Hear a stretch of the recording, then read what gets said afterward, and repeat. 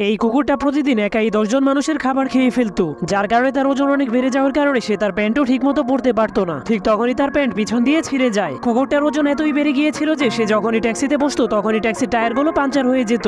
এমনকি তার বসার জন্য 2টি চেয়ারের প্রয়োজন হতো, কিন্তু চেয়ারগুলো তার ওজন বেশি হওয়ার কারণে ভেঙে যেত। এরপর কুকুরটা তার ওজন চেক করার পর অনেক অবাক হয়ে যায়, কারণ তার ওজন বাড়তে বাড়তে 1000 কেজি হয়ে গিয়েছিল, যার কারণে কুকুরটা অনেক টেনশনে পড়ে যায়। কিন্তু তখনই আয়নার মধ্যে তার ছায়াটা কথা বলতে শুরু করে দেয়, যার কারণে কুকুরটা অনেক ভয় পেয়ে যায়। তখন তার ছায়া তাকে বলে, তুই যদি খাওয়া দাওয়া বন্ধ করে দিস তাহলে কিন্তু তুই মরে যাবি। এরপর কুকুরটা বুদ্ধি খাটিয়ে তার সবগুলো খাবারকে ফ্রিজের মধ্যে তালা মেরে দেয়। কিন্তু সে যখনই কোনো কাজ করতে যেত তখনই সে কোনো না কোনো খাবারের ছবি দেখতে পেত, যার কারণে খাওয়া দাওয়া থেকে বিরত থাকতে তার অনেক কষ্ট হচ্ছিল। কিন্তু সে অনেক কষ্ট করে খাওয়া দাওয়া থেকে নিজেকে বিরত রাখার জন্য টানা 1 সপ্তাহ ঘুমিয়ে পড়ে। কিন্তু 7 দিন পর তার শরীরটা ঘুমের মধ্যেই হাঁটতে হাঁটতে ফ্রিজের মধ্যে খাবার খুঁজতে শুরু করে দেয়। তখন সে দেখতে পায় তার ফ্রিজটা পুরোই খালি হয়ে আছে, কারণ তার সবগুলো খাবার তার ছায়াই খেয়ে ফেলেছিল। তখন খাবার না পাওয়ার কারণে কুকুরটার ওজন কমে